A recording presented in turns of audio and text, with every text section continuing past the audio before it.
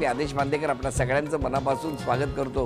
दाबोलीम गोवा या ठिकाणी आपण आलेले आहोत आणि आज पूनम प्रशांत मेहर कुटुंबाला भेटूया, त्यांना बोलतं करूया. चला सुरुवात करूया आजच्या भागाला. माझं नाव पूनम प्रशांत मेहर.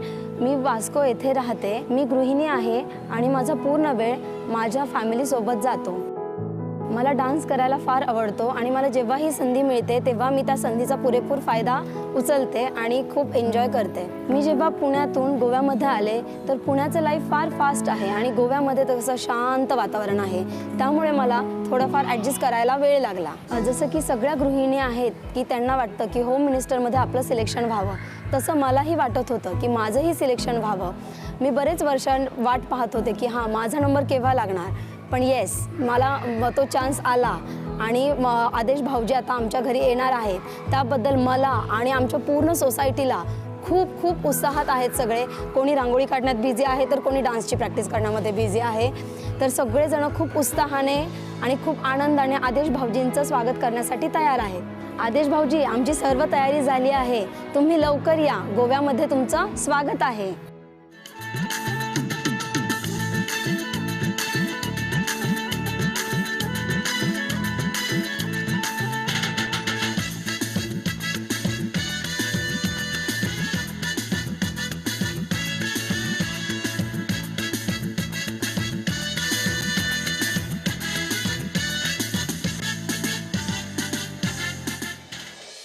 नमस्कार. नमस्कार.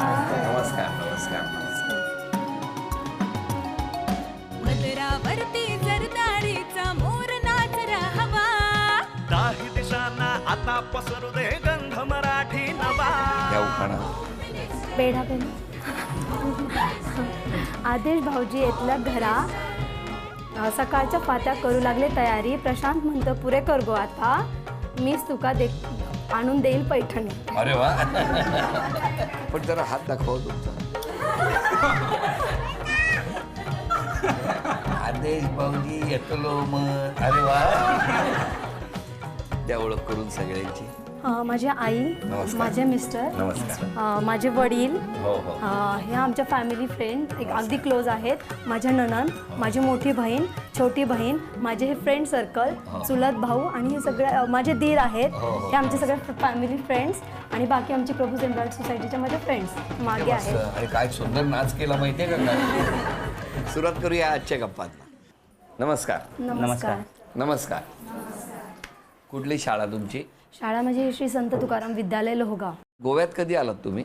गोव्यामध्ये माझं लग्न म्हणजे 5.5 वर्ष झाले. लग्न कुठे झालं? लग्न आमचं गावी अहमदनगरला. अहमदनगर. हो. तुमचं बालपण कुठलं? अहमदनगरचा. अरे दोघी अहमदनगरचे आहात? नाही नाही, माझं तुम्ही पुण्यात, हो. ते अहमदनगर. मग गोव्यात काय करताय? गोव्यात सेंट्रल गव्हर्नमेंटचा जॉब आहे. जॉबच्या निमित्तानं मग गोव्यात. किती वर्ष झाली इथे? आता 7.5 वर्ष झाली. पण आता ती गोव्यातली कोकणी भाषा यायला लागली? थोडं थोडं आम्ही आमच्या फ्रेंड्स आम्हाला शिकवतात. मग एक आम्ही शिकतो, एक वाक्य शिकतोय आता सध्या. हो का? हो. पण कोण कोण शिकवतं तुम्हाला? स्वाती आहे, त्यांच्या मामी आहेत तिथे. त्या नारळ विकायला असतात.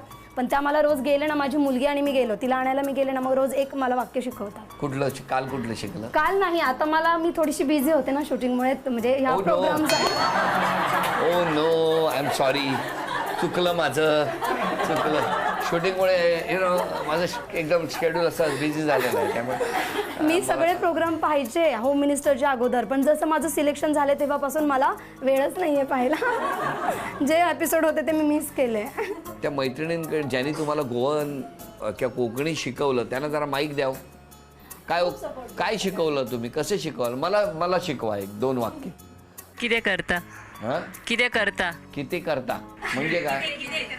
काय करतात? इकडे बस बघताय तरी काय विचारता? बसून गप्पा तर मारतोय मी. अच्छा, किती करता. हां, दुसरं? खय वैता. हां, खय वैता खय वैता म्हणजे काय? कुठे जातात? कुठे चालले? खय वैता. इथून पुढे खय वैता. गोव्यात आलात, गोव्यातल्या सगळ्यांना खूप आनंद झालेला आहे. हे कसं बोलायचं? माका गोयान येऊन खूप खुशाल दिसले. माका गोयान येऊन खूप खुशाल दिसले. बरं, आता सांगा कसं जमलं लग्न? मी प्लेसमेंट पुण्यामध्ये ॲग्रिकल्चर कॉलेजच्या जवळच आहे. तिथे मी प्लेसमेंटच्या ऑफिसमध्ये कामाला होते. मग तिथे ह्यांचं PFचं विड्रॉ करायला हे आले होते. मग ते असंच थोडंसं सारखं फोन करायचे PFसाठीचा. पण का PF पाहिजे होता ना त्यांना पाहिजे होता. मग त्यांना त्या पाहिजे ऑफिसमध्ये होता. तुम्ही होता का? हो, मी तिथे होते. अच्छा, मग? मी रिसेप्शनला असायचे. मग तेव्हा मग फोन करायचे हे सारखे. तर मग मी आमचे नंतर टेलिफोन नंबर एक्सचेंज झाले. म्हणजे मी दिला का दिला? नंबर.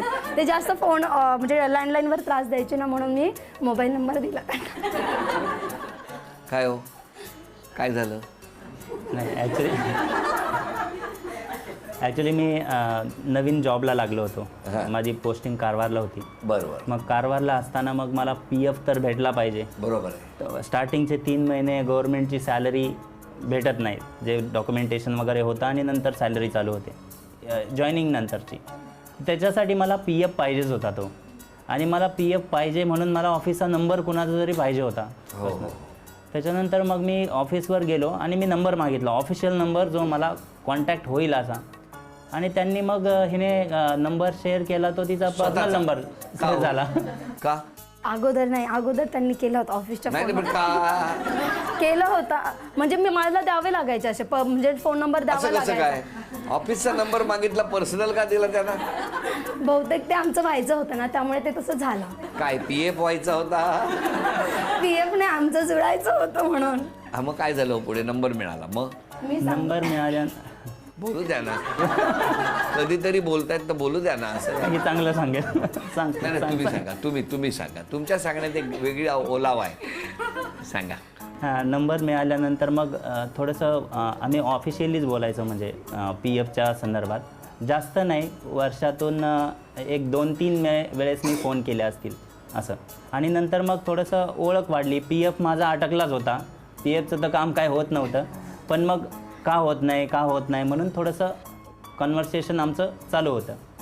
आणि त्याच्यानंतर मग अचानक एक दिवस काय झालं की आम्ही बोलता बोलता मध्येच बोलता अडखळले का ते कळू द्या. बोलता मध्येच हिच्या मोठी बहीण, हे मिडल बहीण, तिने मग मला फोनवरच हिच्या हातातून फोन घेऊन मग मला त्यांनी दिलं, म्हणजे भरपूर प्रसाद लेक्चर दिलं. का? म्हणजे मी फोनवर जास्त वेळ बोलत होते त्या दिवशी. आमचं थोडंसं म्हणजे इमोशनल होतं हे, त्या दिवशी इमोशनल झाले होते, तर आमचं थोडासा वेळ लागला फोनवर बोलायला. आणि तेव्हा ती तिकडे घरी आली होती. मग तिने ह्यांच्या हातात माझ्या हातातून फोन खेचला आणि ह्यांना म्हणली की परत ह्या नंबरवर फोन करायला नाही पाहिजे, असं तसं काहीतरी ती बोलली. आणि तेव्हा आमचं असं पण नव्हतं की एकदम खूप कमी आमचं बोलणं व्हायचं फोनवर, पण तरी तिला थोडंसं वेगळं वाटलं की ह्यांचं काहीतरी म्हणजे बहुतेक हे बोलतात वगैरे जास्त, असं तिला खटकलं असणार. म्हणजे त्यांना थोडंसं सॉफ्ट कॉर्नर म्हणजे वाटलं की अरे हिने आपल्याला काही आपलं नसताना बोलली आणि मग आपल्याला विचार करायला काय हरकत आहे. तसं आमच्या दोघांच्याही मनात सॉफ्ट कॉर्नर होता आणि एकमेकांबद्दल. पहिल्यापासून हिचं नेचर म्हणजे थोडं हेल्पफुल. आता माझं पुण्यात कोणी नसताना पण मला PF बद्दल एवढं म्हणजे पर्सनली म्हणजे थोडंसं पैशाची गरज असताना थोडंसं सपोर्ट केला. म्हणजे पण मिळाला की नाही PF मिळाला आणि टायमिंगवर मिळाला. मग प्रपोज कोणी केलं? प्रपोज असं मी सांगितलं तर म्हणणार की तूच केलं, म्हणून मग त्यांनी सांगितलं. नाही, तुम्ही सांगा बरं. कारण की मी जास्त बोलते ना, त्यामुळे मग वाटतं मीच केलं सगळं. मग काय झालं? मग ह्यांनी मग विचारलं. आम्ही त्यानंतर बरेच दिवस बोलणं आमचं बंद होतं. पण भेटला कुठे मग? भेटलो आम्ही आमच्या ऑफिसमध्ये. अरे काय रोमॅन्टिक ठिकाण आहे ना ऑफिस. मी म्हणजे नाही विसरू शकत ते, माझ्या खूप आठवणी आहेत ऑफिसच्या. मग तिथे मग फोनवर तेच मग बरेच दिवस आमचं बोलणं बंद झालं. मग त्यानंतर परत मग मी त्यांना स्वतःहून फोन केला. मी माझ्या भावाला पण फोन करायला सांगितलं ह्यांना की अरे ती अशी त्याला बोलली आहे, तर तू सांग नाही का, म्हणजे आमचं असं काहीच नाही आहे की आम्ही जास्त बोलतो म्हणून. तर त्याने ह्यांना फोन पण केला होता आणि सॉरीही बोलला होता की म्हणजे ती अशी बोलली, तुम्ही काय टेन्शन घेऊ नका, सोडून द्या म्हणून. हो, करून देऊ नाही. नंतर तो रुसून बसला होता माहितीये का. पण मग नाही, मग नंतर मग आमचं झालं, सॉरी वगैरे बोलला. मला सांगा मग फायनली लग्नापर्यंत कसे? लग्नापर्यंत आमच्या खूप जणांनी आम्हाला हेल्प केली आहे. त्यामध्ये माझ्या मोठ्या ननंदबाई आहेत.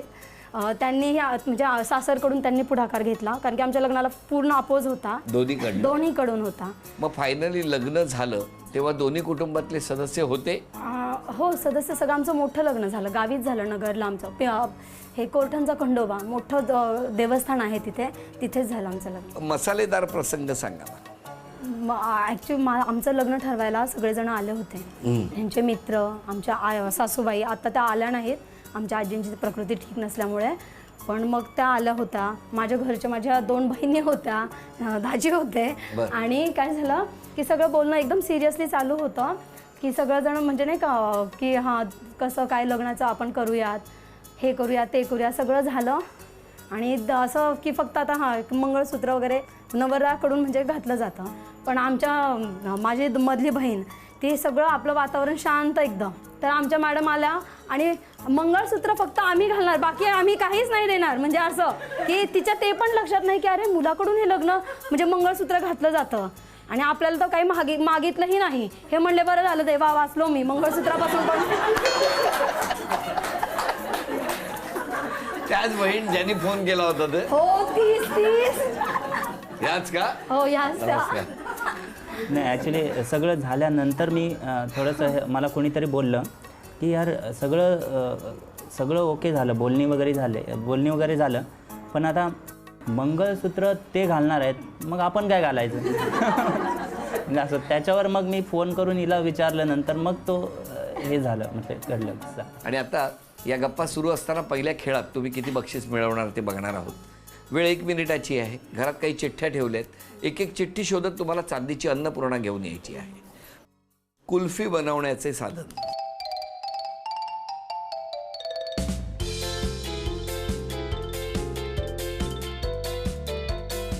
छान किती दिसते फुलपाखरू.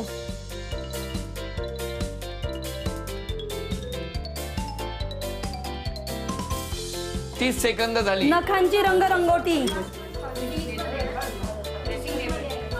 35. 40 सेकंद झाली. श्री स्वामी समर्थ. 10, 9, 8, 7, 6, 5, 4. चांदीचं नाणं मिळालं. अभिनंदन. चांदीचा कुंकवाचा करंडा मिळाला. अभिनंदन. चांदीची तुळस मिळाली तुम्हाला. अभिनंदन. आणि चांदीची अन्नपूर्णा सुद्धा तुमच्या घरात आलेली आहे. सुहाना अंबारी मसाले यांच्याकडून वैदिना मिळते आहे ही भेटवस्तू. अभिनंदन. आता या ठिकाणी या गप्पा सुरू असताना घरातल्यांना काय म्हणायचंय ते मला ऐकायचंय. आईकडे द्या माईक. आमचे जावई खूप छान आहेत स्वभावाने, चांगले आहेत एकदम. आणि मुलगी पण छान आहे. मुलगी पण छान आहे. जिद्दी आहे जरा मुलगी. हो. जावयाला बोलायला देत नाही. खरंय गाव. नाही आहे ते म्हणजे जास्त बोलते, हे जावई जरा कमी बोलतात. द्या. अजून कोण बोलणार आहे का? नाही जोडी खरंच छान आहे. आणि तिने सांगण्यात थोडं हे केलं, आम्हाला माहिती नव्हतं. नाही तिने ज्यावेळेस सांगितलं त्यावेळेस आम्ही लगेच यांच्याकडनं पण कळायला होकार दिला आणि त्यांचं जुळून माझ्या आलं. वडिलांनी म्हणजे त्यावेळेस की कारण का मी म्हणजे लव्ह मॅरेज असू, त्यांच्या लव्ह मॅरेज म्हणजे कुठल्याही बाबतीत मी असं आगेच नव्हतं. कारण प्रेम हे कोणी कोणावरही करू शकतं, हे म्हणजे मी तसं मानत होतो. आणि त्यामुळे काय त्यांना मी कधीच आगेच गेलेलो नाही त्या गोष्टीच्या. Very good. मंगळसूत्र काही हीच ती. पण तुम्हीच पहिला फोन केला होता ना त्यांना राग येऊन?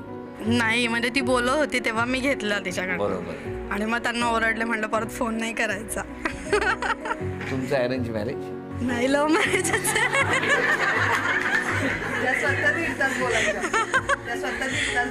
मी काही विचारलं का? मी एकच प्रश्न विचारला. साईड घेते, बाजू घेते ती माहिती. आता समाधानी आहे. हो खूप छान, अगदी लक्ष्मीनारायण सारखं जोडा आहे आणि तसंच राहावं त्यांनी. तुमच्यासाठी एक छोटासा खेळ आहे आणि तो खेळ असा आहे, तुम्ही चित्र काढायचं आणि या सगळ्यांनी ओळखलं तर बक्षीस तुम्हाला मिळणार. वेळ सुरू झाली.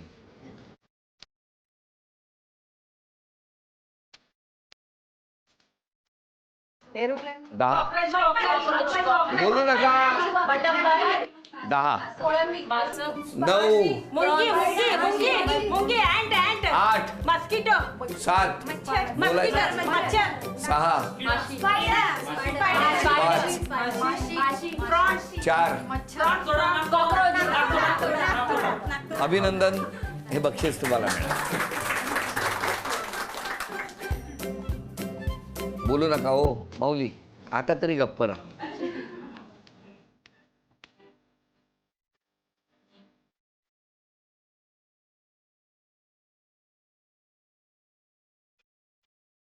दहा, 9, 8, 7, 6,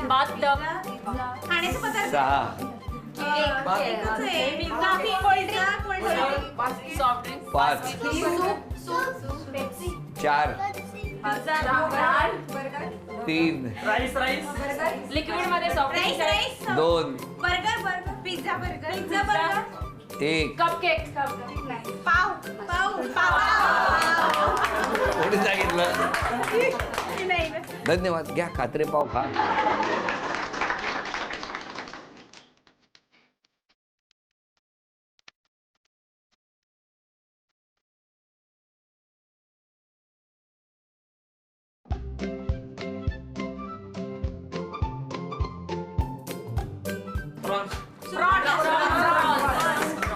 असा असतो, असे गोव्यात मिळतात. अभिनंदन. तक्रारी कुठल्या आहेत तुमच्याबद्दल? पटकन चिडता. मान्य आहे. तुम्ही जेवण करत नाही का? जेवण कोणी दिलं? करते, कमी करते. हा, कमी करा. कमी करते. रागीट आणि तडकू आहे. अगदी बरोबर. जेवण फार कमी करते. तुम्हाला फोडणी द्यावी लागतच नसेल ना तडकू असल्यामुळे. बरोबर. चिडचिड थोडी कमी केली पाहिजे. ते मान्य आहे.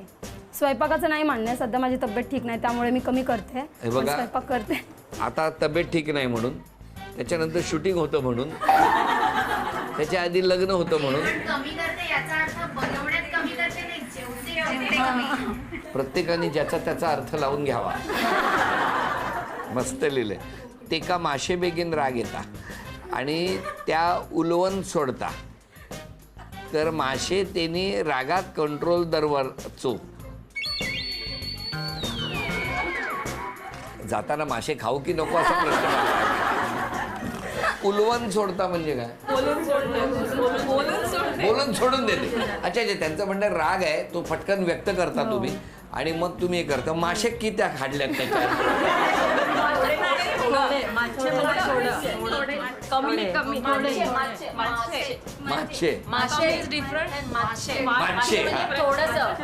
म्हणजे थोडा पटकन राग येतो असं आहे का ते?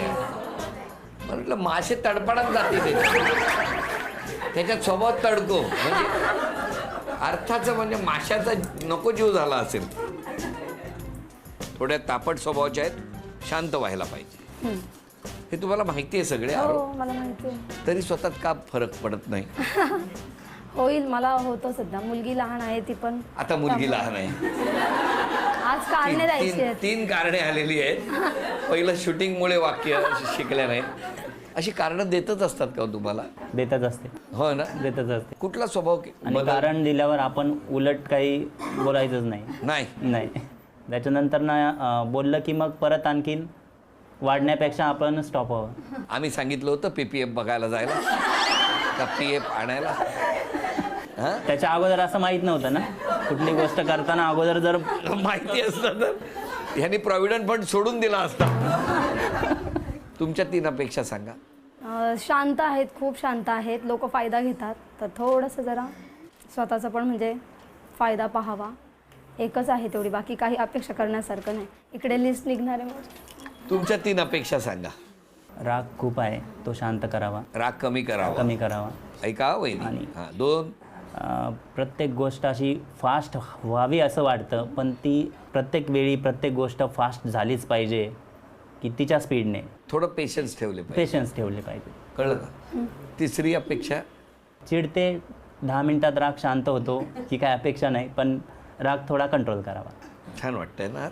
आज होम मिनिस्टरचा कॅमेरा तुमच्या घरात आला आहे, तेव्हा आता क्षण आलेला आहे तो सन्मानाचा.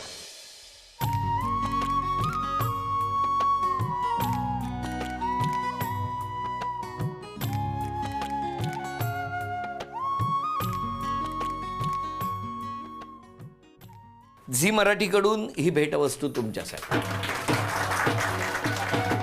वहिनींना तथास्तू पुणे आणि कोल्हापूर यांच्याकडून मिळते आहे पैठणी. अभिनंदन.